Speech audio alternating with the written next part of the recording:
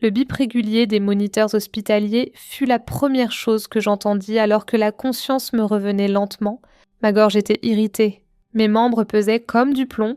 À travers une vision floue, je distinguais le plafond blanc stérile et les lumières fluorescentes de l'unité de soins intensifs. Elle se réveille, appela une voix d'infirmière. Appelez immédiatement le docteur Matthews. Je m'appelle Anna Chin et je venais de passer 2 mois dans le coma à la suite d'un accident de voiture. Mais comme je le découvrirai bientôt, beaucoup de choses peuvent se produire en 2 mois. Surtout quand on a une belle-sœur qui attend depuis des années l'occasion parfaite pour détruire tout ce que l'on a construit. Les jours suivants passèrent dans un brouillard de médecins, d'examens et de séances de kinésithérapie douloureuses. Mon corps me semblait étranger, affaibli par des semaines d'inactivité, mais mon esprit était vif, essayant déjà de reconstituer ce que j'avais manqué pendant ces mois perdus. Ce ne fut que lorsque Grace, mon assistante depuis 5 ans, vint me rendre visite que j'appris toute l'étendue de ce qui s'était passé. Ses yeux étaient rougis tandis qu'elle s'asseyait à côté de mon lit d'hôpital, serrant une enveloppe Kraft. « Anne, je suis tellement désolée », commença-t-elle d'une voix tremblante. J'ai essayé de les arrêter, mais je n'ai rien pu faire. Rebecca. Elle a tout pris. Rebecca? Le nom de ma belle-sœur m'envoya un frisson le long de l'échine. Je ne lui avais jamais fait confiance. Pas depuis le jour où mon frère James l'avait ramenée à la maison 5 ans plus tôt. Elle avait toujours regardé mon agence de marketing prospère avec une envie à peine dissimulée, faisant des remarques acerbes sur la chance que j'avais eue de bâtir une entreprise aussi florissante. Que veux-tu dire par « elle a tout pris » demandai-je. Bien qu'au fond de moi, je le sache déjà. Rebecca avait enfin fait son coup. Grace ouvrit l'enveloppe d'une main tremblante. 2 semaines après ton accident. Elle et James ont convoqué une réunion d'urgence du conseil d'administration, avec toi dans le coma et sans horizon clair pour ton rétablissement. Ils ont voté pour dissoudre Chin Marketing Group et redistribuer les actifs. Ma poitrine se serra. Ils ne peuvent pas faire ça. Je possède 60% de l'entreprise. Ils ont utilisé une clause d'urgence dans les statuts, expliqua Grace. Quelque chose à propos d'un dirigeant inapte. Rebecca avait des avocats présents. Tout semblait techniquement légal. Je fermai les yeux, me rappelant le jour où Rebecca avait insisté pour examiner les statuts de l'entreprise, prétendant vouloir mieux comprendre l'affaire familiale depuis son mariage avec James. J'aurais dû le voir à ce moment-là. Elle préparait ça depuis des années. Qu'est-il arrivé aux clients, aux employés? L'expression de Grace s'assombrit.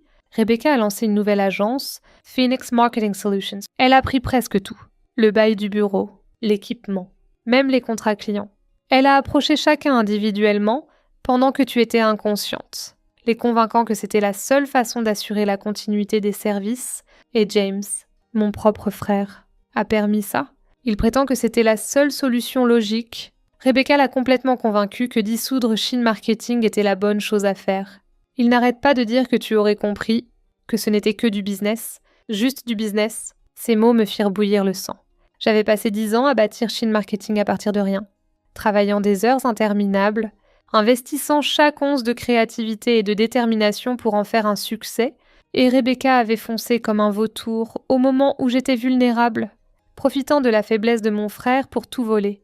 Grace me prit la main. Il y a plus... Rebecca répand des rumeurs, suggérant que l'accident n'en était pas vraiment un, que peut-être la pression de diriger l'entreprise était trop forte, que tu devenais instable. Ma mâchoire se crispa. Bien sûr. Elle essaierait aussi de détruire ma réputation. Ce n'était pas suffisant de voler mon entreprise. Elle voulait s'assurer que je ne pourrais jamais rebâtir. Combien d'employés l'ont suivi? La plupart, admit Grace. Elle a offert des postes à tout le monde chez Phoenix, disant que c'était la seule façon d'assurer la sécurité de l'emploi. Seuls quelques-uns d'entre nous ont refusé. Je serrai sa main, reconnaissante pour sa loyauté. Merci, Grace, pour tout. Elle parvint à un petit sourire. Que vas-tu faire? Je pensais au plan de secours que j'avais mis en place des années plus tôt. Après la première fois où j'avais surpris Rebecca en train d'essayer d'accéder à des fichiers confidentiels de l'entreprise, le serveur sécurisé que moi seul connaissais, contenant des copies de chaque contrat, communication client et informations propriétaires que Chin Marketing avait jamais produites. Le compte offshore où j'avais discrètement transféré des portions de nos profits, construisant un filet de sécurité que même le conseil ne pouvait toucher. D'abord, dis-je d'une voix ferme, je vais me concentrer sur ma guérison. Ensuite, je vais montrer à Rebecca exactement pourquoi on ne devrait jamais sous-estimer quelqu'un qui a passé des années à se préparer à toutes les éventualités. Les yeux de Grace s'écarquillèrent légèrement. Elle avait travaillé avec moi assez longtemps pour reconnaître ce ton, celui qui signifiait que je n'étais pas seulement en colère. J'étais en train de calculer. Le lendemain matin, Rebecca elle-même décida de me rendre visite. Elle entra dans ma chambre d'hôpital comme si elle en était propriétaire, ses talons de designer claquant contre le sol en linoléum, son maquillage parfait ne parvenant pas à cacher la satisfaction smug dans ses yeux. « Anne, tu as l'air, aussi bien que possible, » dit-elle en s'installant dans le fauteuil à côté de mon lit. « J'espère que tu comprends pourquoi nous avons dû faire ce que nous avons fait. L'entreprise ne pouvait pas rester en suspens pendant ton rétablissement. » J'étudiais son visage, le visage de quelqu'un qui pensait avoir gagné.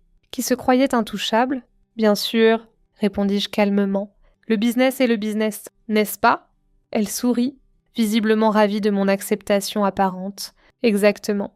Je suis contente que tu le vois comme ça.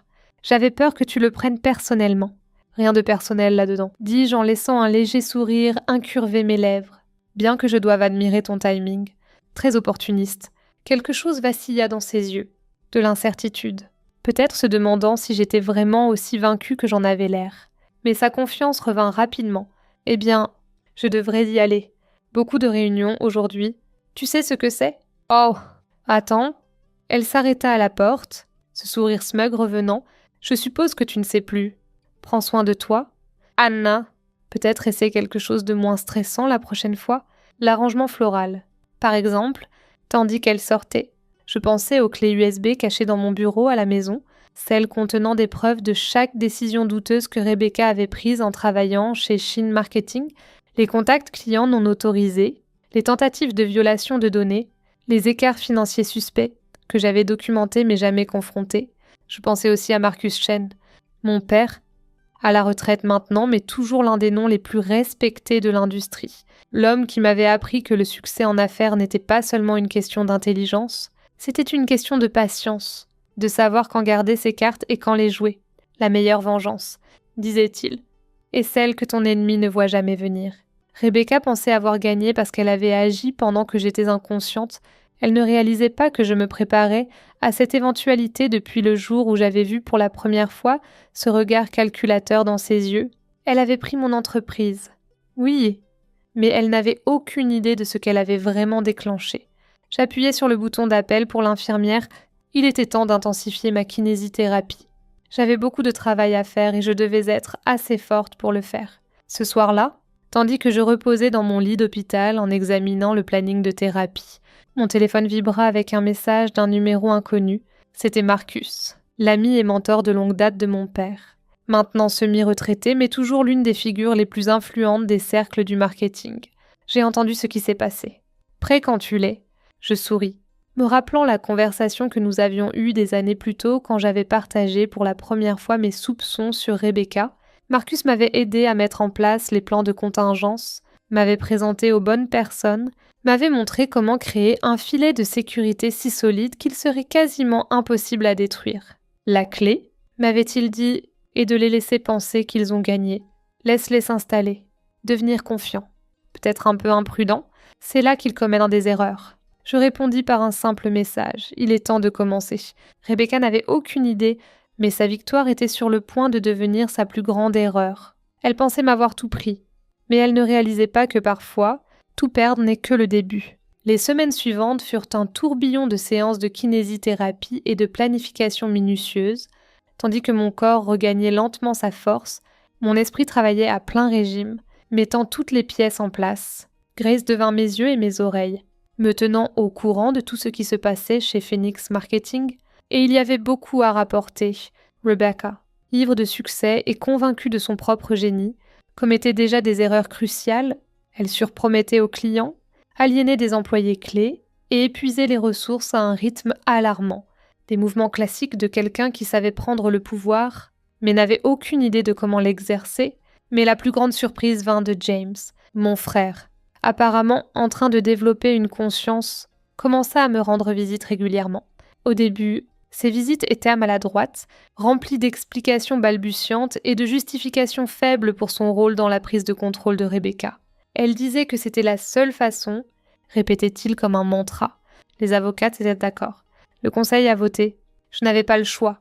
Je le laissais parler, observant la culpabilité le ronger. James avait toujours été le plus doux, plus facilement influençable par les émotions et la manipulation. Rebecca l'avait joué à la perfection. Mais son sortilège commençait à se fissurer en après-midi. Environ 6 semaines après mon réveil, James m'apporta une pile de documents, des rapports internes de Phoenix Marketing. Ses mains tremblaient légèrement tandis qu'il les posait sur ma table de chevet. Quelque chose cloche, admit-il en passant une main dans ses cheveux ébouriffés. Les chiffres ne collent pas. Rebecca est... Je pense qu'elle me cache des choses. À moi. À tout le monde. Je pris les papiers, sachant déjà ce que j'y trouverais. Rebecca était douée pour prendre ce qui ne lui appartenait pas. Mais elle n'avait jamais appris la leçon la plus importante en affaires.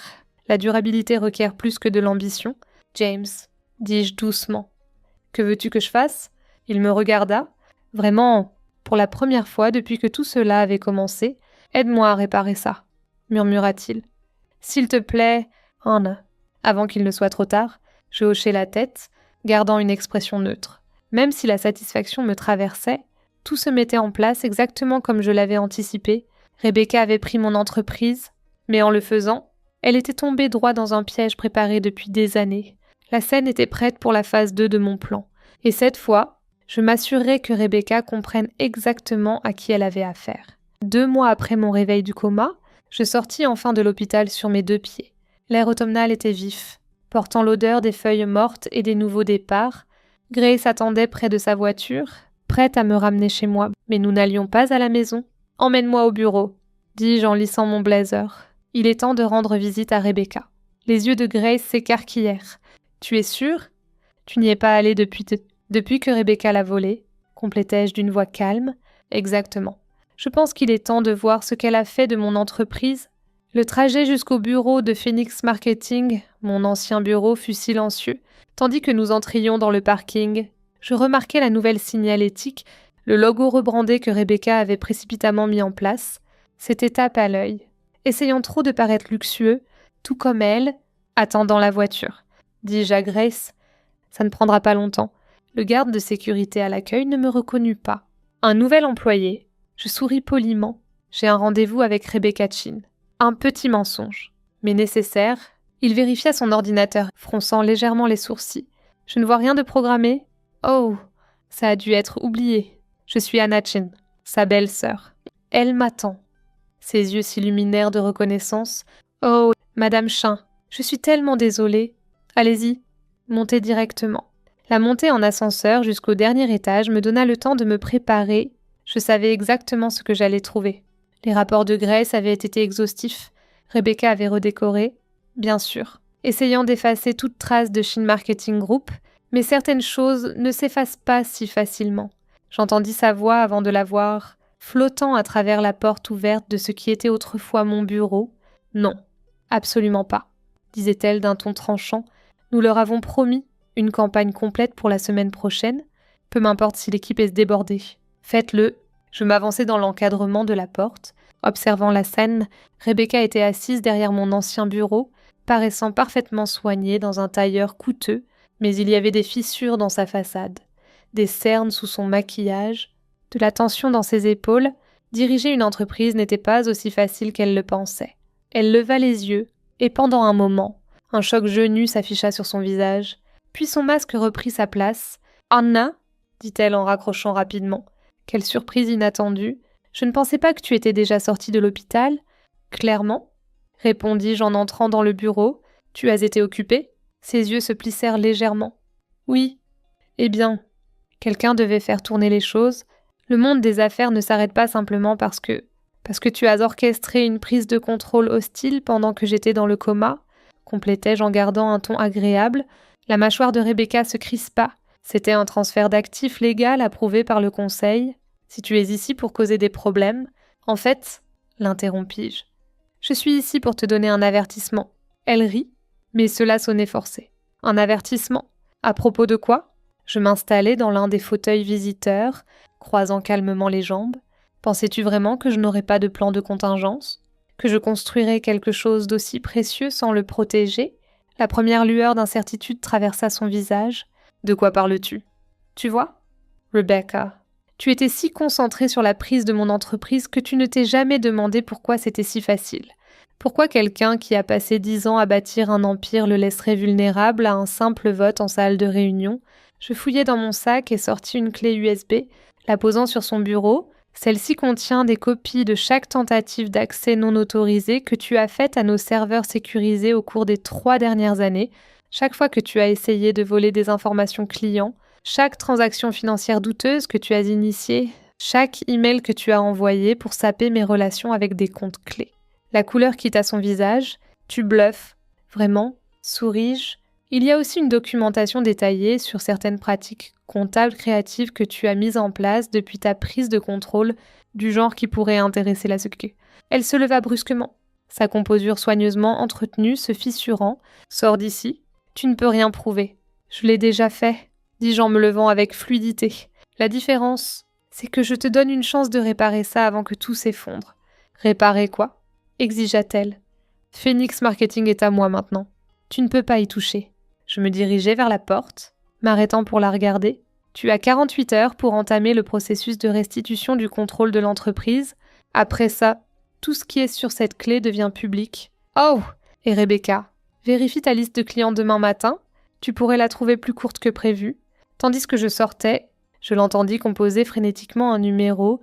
Je n'avais pas besoin d'entendre la conversation pour savoir qu'elle appelait ses avocats. Il lui dirait ce que je savais déjà. Elle était piégée. Le lendemain matin, le chaos éclata chez Phoenix Marketing. Des clients majeurs commencèrent à retirer leurs comptes en masse, tous citant des préoccupations sur les changements récents de direction. La maison de cartes soigneusement construite par Rebecca s'effondrait, ce qu'elle ne savait pas. C'est que j'avais passé mon séjour à l'hôpital à renouer avec des clients clés via le réseau de Marcus. Beaucoup d'entre eux avaient connu mon père, avaient travaillé avec moi pendant des années. Ils étaient on dirait plus qu'heureux de s'aligner avec quelqu'un en qui ils avaient confiance plutôt qu'avec le leadership incertain de Rebecca. James m'appela en panique. « Anna, tout s'effondre. Rebecca s'est enfermée dans le bureau, ne parle à personne. Qu'as-tu fait? » « Rien qu'elle n'ait pas provoqué elle-même, » répondis-je. « Vérifie tes emails. Je t'ai envoyé des documents que tu devrais voir. » Le soir venu, les avocats de Rebecca contactèrent les miens. Ils étaient prêts à négocier les termes. Elle avait enfin réalisé à quoi elle faisait face. Non seulement des preuves de ses activités illégales, mais l'effilochage complet de tout ce qu'elle avait volé. La réunion fut fixée pour le lendemain matin. J'arrivai tôt, m'asseyant à la tête de la table de conférence, là où était ma place. Quand Rebecca entra, elle avait l'air de ne pas avoir dormi. James suivit, incapable de croiser mon regard. Avant de commencer, dis-je en m'adressant à la salle d'avocats et de membres du conseil, je veux clarifier quelque chose. Ce n'est pas une question de vengeance. C'est pour protéger ce que j'ai bâti, ce que mon père a bâti avant moi, Rebecca Riccarna. Bien sûr, tu es si noble, n'est-ce pas? Anne, toujours la femme d'affaires parfaite.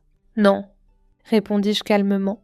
Je suis juste meilleure à ce jeu que toi. J'ai eu des années de pratique. Après tout, les termes étaient simples. Rebecca démissionnerait, transférant tous les actifs et le contrôle à moi, en échange. Je ne poursuivrai pas d'action légale pour ces nombreuses violations du droit des sociétés. Elle conserverait un petit règlement, assez pour recommencer ailleurs, loin de mon entreprise. Et si je refuse? Demanda-t-elle d'une voix tendue. Je fis glisser un dossier sur la table. Alors, chaque document ici devient du domaine public. À toi de choisir. Elle signa les papiers d'une main tremblante, sa signature acérée et colérique sur la page de... Tandis qu'elle se levait pour partir, elle s'arrêta. « Tu as planifié tout ça ?» dit-elle. « Tout. Tu m'as laissé penser que j'avais gagné. » Je soutins son regard fermement. La différence entre nous, Rebecca, c'est que j'ai appris de mon père que le vrai succès n'est pas de prendre ce que l'on veut, c'est de bâtir quelque chose qui dure. Après son départ, James s'attarda, son visage un masque de honte et de regret. « Je suis désolé, » murmura-t-il. « J'aurais dû voir ce qu'elle faisait. J'aurais dû l'arrêter. » « Oui, » acquiesçai-je. « Tu aurais dû, mais tu peux réparer ça maintenant ?» Au cours des semaines suivantes, je rebâtis ce que Rebecca avait essayé de détruire. La plupart des employés revinrent, reconnaissant d'être de retour sous une direction stable. Les clients qui avaient fui Phoenix Marketing signèrent de nouveaux contrats avec Team Marketing Group. Impressionné par la façon dont j'avais géré la crise, Grace s'assit en face de mon bureau, mon vrai bureau. De retour dans mon office, examinant les derniers chiffres, Nous sommes en fait plus forts qu'avant, dit-elle en souriant. La publicité autour de la tentative de prise de contrôle ratée de Rebecca a attiré de nouveaux clients. Tout le monde adore une histoire de retour en force. Je pensais aux leçons que mon père m'avait enseignées, sur la patience et la préparation, sur le fait de bâtir quelque chose capable de résister à n'importe quelle tempête. Rebecca avait pensé prendre mon entreprise, mais tout ce qu'elle avait vraiment fait, c'était la rendre plus forte. Le système de sécurité bipa. Et je jetai un œil au moniteur montrant l'entrée principale. Une silhouette familière sortait, portant une boîte d'effets personnels, le dernier jour de Rebecca.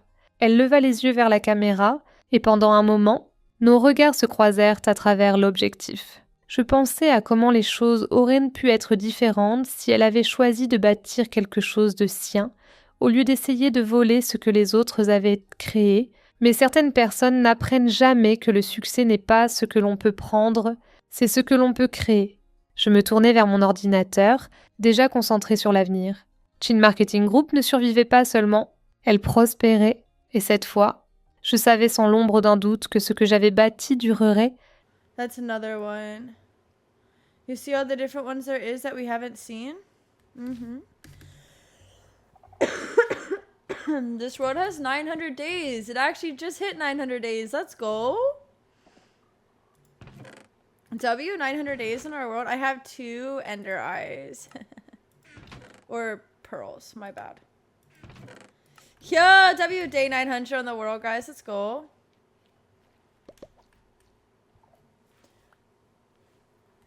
Let's go. And we've done so much. Like, this is my spawn. This is spawn. I built the heck out of spawn. Thank you for saying that. I appreciate you. I hope you're having the best night. So this is just my spawn. Okay, so we're gonna go to the nether. Right? And we're gonna fight the endermen. So we can get some ender pearls. Thank you for the heart, me Evan. Welcome in, honey. Hope you're having the best night still. So now you go down this thing, and it takes me somehow. Oh, like that. That's an insane spawn. Thank you. Just wait till I really get my mushroom village built up. Y'all are gonna be amazed. Oh, wow. Y'all are gonna be amazed.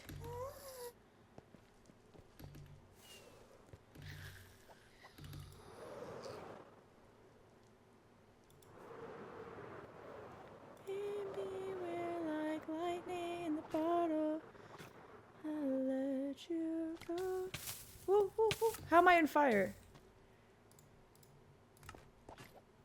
Like, of course I landed right in the lava.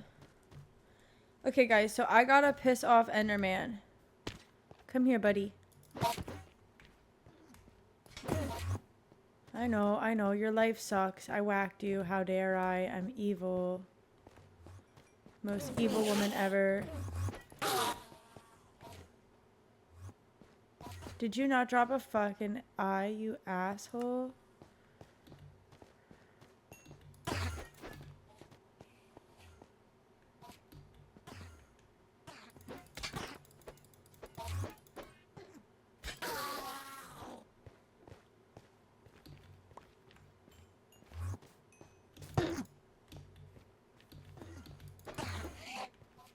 How many of you can I make mad at once? 2 currently. You're just too quick for me, brother. Why are you so fast?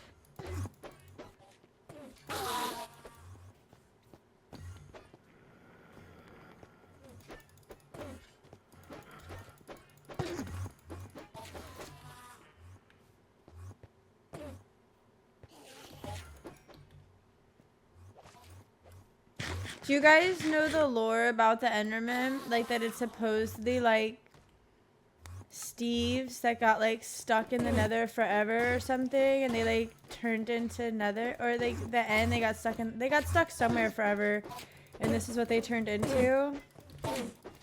I don't know. I think it's intriguing. I have, like, every Enderman in the country mad at me right now. It's actually really bad. Scorpion! Scorpion took me out. Not even the Enderman. Okay. Oh my god. It's okay. I'm just gonna come back. It's no big deal. Okay, cool. Do you want to just meet me here? Because we can try to find one near here. That'd be cool. Yeah, come back here. How could you, Scorp? How could you do me like this? Guys, we're only one follow away from 10 new follows on the TikTok live. So if you're new and enjoying the vibe, don't forget to drop a follow. And I will shout you out. That's not a cave. Yo! XOXO with that follow. Thank you for being the 10th follow on the TikTok live. I really appreciate you. I hope you're having a great night. Welcome in. I hope you're enjoying the vibes. Okay, so we're gonna go find another stronghold. He's just gonna come back here. That's what we're gonna do. I really don't know why it said you didn't even realize you weren't following me. Oh, it's okay. Yeah, I feel like a lot of people like lurk. Hi, Devin. A lot of people lurk on the For You page and like don't realize that they may not be following or whatever it may be. I'm doing